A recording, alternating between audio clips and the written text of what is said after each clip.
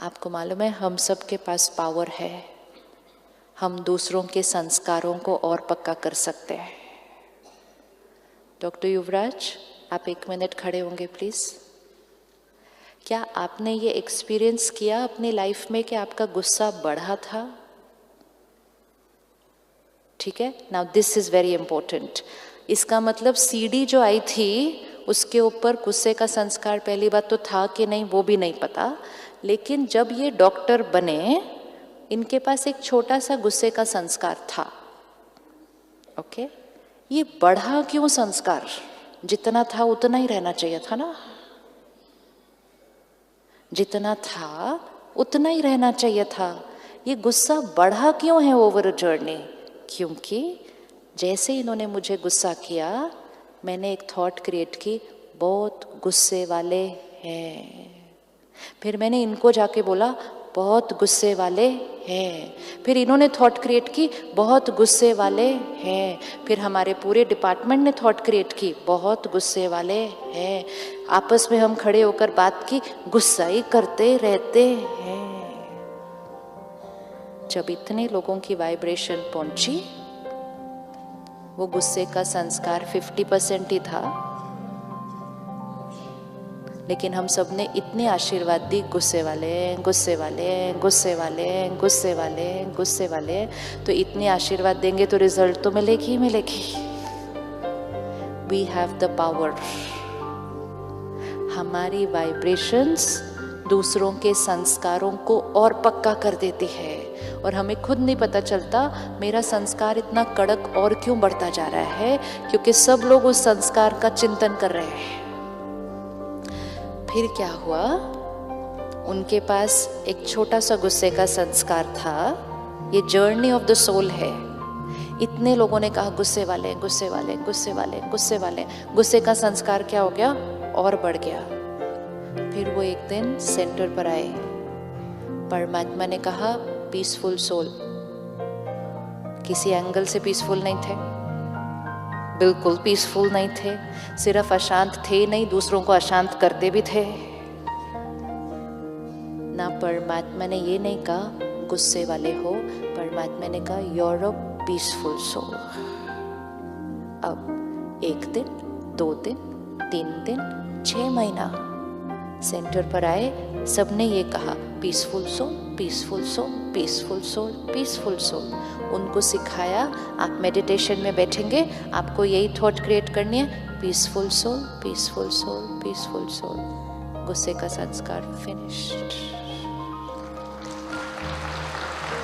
Finished. Journey simple, use this with everybody. ये हम सबके साथ कर सकते हैं। जो संस्कार दिख रहा है, कोई आपके पास लेट आता है, आप उसके लिए रोज थॉट क्रिएट करो, ये तो लेट ही आता है, ये तो लेट ही आता है। कुछ लोग कहते हैं ये तो टाइम पर आ ही नहीं सकता। कुछ लोग कहते हैं भगवान भी नीचे उतर के आ जाए ना, ये नहीं बदलने वाला। इतने पावरफुल ब्लेसिंग्स देते हैं हम, और फिर उसको कहते हैं कल से आप टाइम पे आना। और जब हम ये कह रहे होते हैं कल से आप टाइम पे आना, अंदर से थॉट क्रिएट करते हैं कुछ नहीं आने वाला है ये। फिर अगले दिन इतने सारे उसको ब्लेसिंग मिले थे तो वो टाइम पे तो नहीं पहुंच पाते। तो अगले दिन जब वो लेट आते हैं हम कहते हैं मुझे मालूम ही था ये लेट ही आने वाला है। सारा खेल एनर्जी का है, सारा खेल वाइब्रेशन का है। अब अगर कोई लेट आता है उसके लिए क्या थॉट क्रिएट करेंगे? करिए थॉट क्रिएट। आपको संस्कार चेंज करने हैं ना, हमें औरों के संस्कार, हमारे पास पावर है, हम औरों के संस्कार भी चेंज कर सकते हैं। कोई लेट आता है उसके लिए क्या थॉट क्रिएट करेंगे? वो लोग पूरे डिपार्टमेंट में ये सबसे ज्यादा पंक्चुअल है। पंक्चुअल है पंक्चुअल है पंक्चुअल है पंक्चुअल है पंक्चुअल है। थोड़े दिन में आपको सामने वाली आत्मा टाइम पर आती हुई दिखाई देने शुरू हो जाएगी। Vibrations work. सबसे पहली चीज क्या की, कोई लेट आ रहा है see what we are doing. इसके डायनामिक को समझना है। कोई लेट आ रहा है, उसके उस संस्कार को अपने चित्त पर नहीं रखना, लेकिन जो उसका संस्कार बनाना चाहते हैं वो थॉट यहाँ क्रिएट करना और उसको वाइब्रेट कर देना। अगर वो लेट आता है ये थॉट हमने क्रिएट किया, वो तो लेट आते ही रहेंगे, हम इरिटेट होते रहेंगे। तो वो लेट आते रहेंगे, हम इरिटेट होते रहेंगे। हम जितना इरिटेट होते रहेंगे वो और लेट आते रहेंगे। वो तो नहीं बदले, हम बदल गए। हमने इरिटेट करने का संस्कार क्रिएट कर लिया। अब जब हमने जो संस्कार दिख रहा है वो नहीं सोचना, जो संस्कार क्रिएट करना चाहते हैं वो सोचना। हर सीडी के ऊपर इन्होंने जो एक्सपीरियंस शेयर किया ना कि 6 महीने में चेंज, पीसफुल रहने का संस्कार कोई भी 6 महीने में क्रिएट नहीं कर सकता। लेकिन बहुत इजीली हम इसलिए कर सकते हैं क्योंकि वो संस्कार सीडी पे ऑलरेडी रिकॉर्डेड है, हमें उसको सिर्फ प्ले करना है। आपने आज सुबह की क्लास में सुना 7 संस्कार हर सोल पर रिकॉर्डेड है। कौन से वाले? I am a peaceful soul, second powerful soul, third pure soul, fourth knowledgeful soul, fifth loveful soul, sixth. ये संस्कार हर सीडी पर है। तो अगर कोई दिन में 100 बार भी गुस्सा करे, उसके पास पीस का संस्कार रिकॉर्डेड है। आप उसको सिर्फ यही वाइब्रेशन भेजते जाओ, peaceful soul, peaceful soul, peaceful soul, peaceful soul, peaceful soul. उससे क्या होगा? एक तो अपनी सीडी पर पीस का गाना बजता रहेगा, वो बड़ा इम्पोर्टेंट है। और वो वाइब्रेशन जाते जाते उनकी सीडी पर जो पीस का गाना है वो टच हो जाएगा और वो भी वाइब्रेट होना शुरू हो जाएगा। We change them. हमारे पास पावर है उनको बदलने की। लेकिन अगर हम उनके गुस्से के संस्कार को देखते रहेंगे और हम कहेंगे गुस्सा करते हैं, गुस्सा करते हैं, गुस्सा करते हैं, सिर्फ उनका संस्कार नहीं बढ़ता है, गुस्से का चिंतन कर करके हमारा संस्कार भी बढ़ जाता है। सबसे पहली चीज, दूसरों के संस्कारों को गलत नहीं कहना। दूसरी चीज, उनके संस्कार को वहां रखना, यहाँ चिंतन नहीं करना। और तीसरी चीज, जो संस्कार इमर्ज करना चाहते हैं उस सोल पे, उसका चिंतन करना और वाइब्रेशन भेजना। ये है दुआएं देना, ब्लेसिंग। हम दूर दूर जाते हैं, संत महात्माओं से ब्लेसिंग मांगते हैं ना, ब्लेसिंग दो, ब्लेसिंग दो। लेकिन हम सारा दिन एक दूसरे को क्या दे रहे हैं? आपकी हर थॉट, हर वर्ड ब्लेसिंग हो सकती है, हो सकती है ना, हर थॉट, हर वर्ड ब्लेसिंग। लेकिन अगर ध्यान नहीं रखा तो हमारी थॉट्स और वर्ड्स दूसरों के लिए ब्लेसिंग का ऑपोजिट बन जाते हैं। इससे तो हो ही नहीं सकता। इसने उठाया नहीं तो गिरा ही देगा अभी। क्यों? क्योंकि पिछली बार गिरा था। और जैसे ही हम ये थॉट क्रिएट करते हैं, सामने वाले के हाथ से गिर जाता है वो। और जैसे ही गिर जाता है हम कहते हैं मुझे पता ही था गिरने वाला है। हमें पता था इसलिए नहीं गिरा, हमने थॉट क्रिएट की इसलिए गिरा।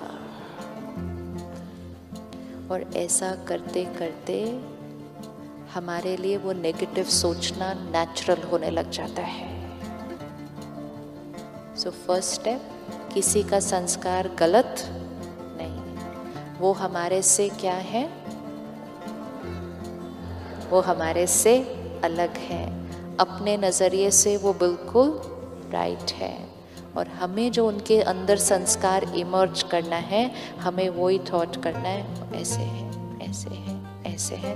वो संस्कार उनके अंदर इमर्ज हो जाएगा। एक्सपेक्टेशंस नेचुरल है, एक्सपेक्टेशन नेचुरल है। एक्सपेक्टेशन रखना मतलब ये चाहना कि लोग वो करें जो मुझे सही लगता है। जब हम एक्सपेक्टेशंस भी लोगों से रखते हैं, हम अपनी क्षमता से रखते हैं। अगर एक्सपेक्टेशन रखनी है तो उनकी क्षमता से रखने होंगे। आपको खाना बनाना अच्छा लगता है सिस्टर? खाना बनाना अच्छा लगता है ना? तो अगर मैं आपके घर खाने पे आऊं, आप कितनी चीजें बनाओगे? कितनी चीजें बनाओगे? जल्दी जल्दी कितनी चीजें बनाओगे? 5 चीजें बनाने वाली हूँ मेरे लिए।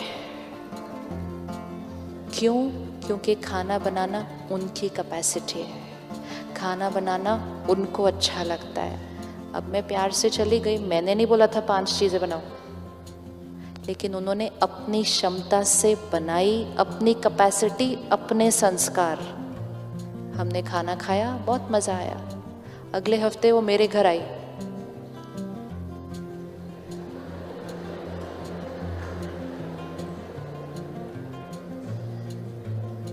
तो मैंने कहा चाय तो पी के आए होगे, 6 बज गए, और खाने का तो कोई ट्रेस दिखेगा ही नहीं। Now this is very risky. 5 चीजें बनाई, किसकी कैपेसिटी से बनाई? अपनी कैपेसिटी से बनाई। क्यों बनाई? क्योंकि वो आपका संस्कार है। लेकिन आपने ये एक्सपेक्ट किया जब आप मेरे घर आएंगे तो मैं भी उतनी चीजें बनाऊंगी, और क्योंकि मैंने नहीं बनाई तो आप हर्ट हो गए, और आपने कहा इन्होंने मेरी डिसरिस्पेक्ट की, इन्होंने बनाया ही नहीं मेरे लिए कुछ। और फिर अगले महीने मैं आपके घर फिर से आई।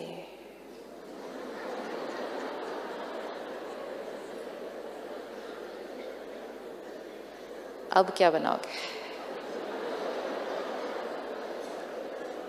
अब क्या बनाना है?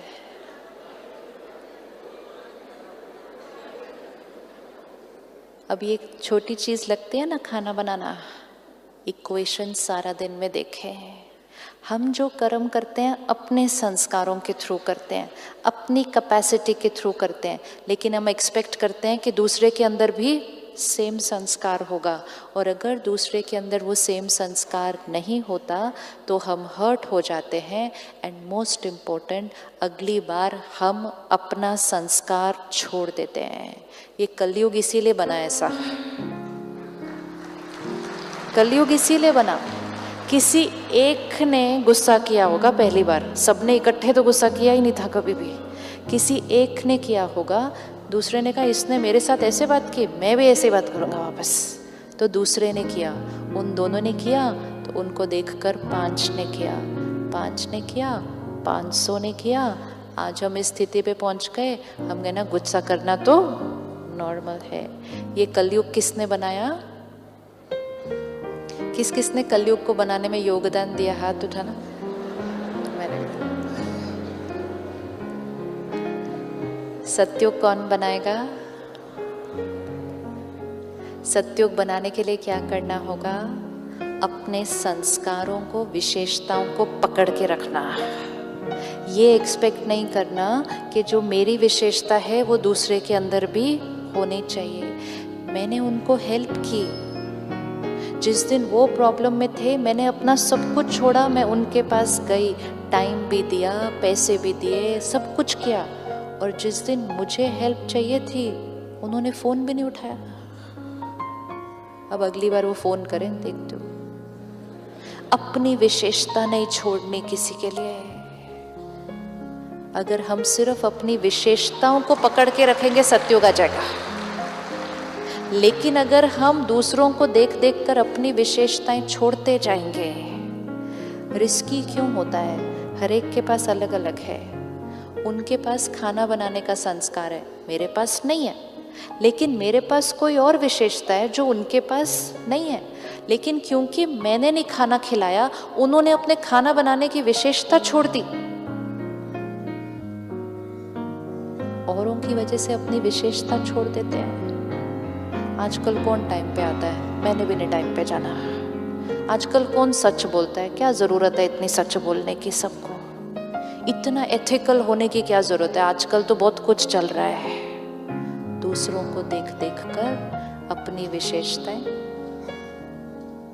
क्योंकि हमने एक्सपेक्ट किया जो मेरी विशेषता है वो सबके अंदर होगी, ऐसा होने वाला नहीं। एक्सपेक्टेशन नेचुरल है? एक्सपेक्टेशन नेचुरल है? नहीं। तो क्या नेचुरल है? एक्सेप्टेंस, कि उनकी विशेषता मेरी विशेषता अलग, उनका संस्कार मेरा संस्कार अलग। जब ये क्लैरिटी आ गई, मिसअंडरस्टैंडिंग का कोई कॉन्सेप्ट ही नहीं रहेगा। Misunderstanding means I don't understand your sanskar. Do not try and understand peoples sanskars. हम सबके संस्कारों को नहीं समझ सकते। क्यों नहीं समझ सकते? क्योंकि हमारे पास वो संस्कार नहीं है जो हम दूसरे को समझ सकें। हमारी दादी प्रकाशमणि जी, वो कहती थी मैंने कभी झूठ नहीं बोला। उन्होंने नहीं बोला था अपने जीवन काल में। तो वो कहते थे मुझे समझ ही नहीं आता झूठ क्या होता है। Can't understand why? क्योंकि वो वाला संस्कार नहीं है। तो जो संस्कार मेरे पास नहीं होगा, मैं उस संस्कार को कभी अंडरस्टैंड नहीं कर सकती। तो हमें प्रॉब्लम ये होती है कि आप ऐसा कैसे कर सकते हो? I just can not understand. Please do not understand, because we can not understand. We don't have to understand, we have to accept कि उनका संस्कार अलग है। अंडरस्टैंड करना मतलब मैं आपके संस्कार को फील करूं, पॉसिबल ही नहीं है, मेरे पास वो संस्कार नहीं है। तो अंडरस्टैंडिंग शब्द को हटाते हैं और उसको रिप्लेस करते हैं कि आई एक्सेप्ट योर संस्कार। तो मिसअंडरस्टैंडिंग शब्द खत्म।